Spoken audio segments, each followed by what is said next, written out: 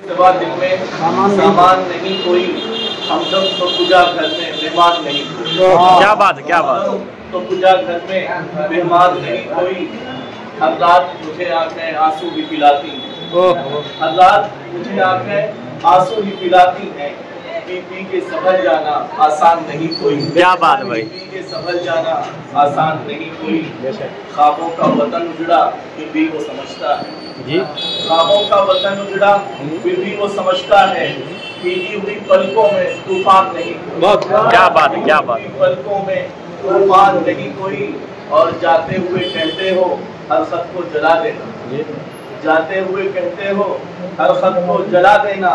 ये दिल है मेरे प्यारे शमशान नहीं। क्या बात है भाई। जाते हुए कहते हो हर खत को जला देना। ये दिल है मेरे प्यारे शमशान नहीं कोई। बस वस्ल के कतरों से क्यों प्यास बुझाते हो, बस वस्ल के कतरों से क्यों प्यास बुझाते हो। क्या हिज्र के आंसू का अरमान नहीं कोई। क्या बात है भाई, बहुत खूब, बहुत खूब, बहुत है। सुभान अल्लाह। प्यास बुझाते हो, क्या हिज्र के आंसू का अरमान नहीं कोई।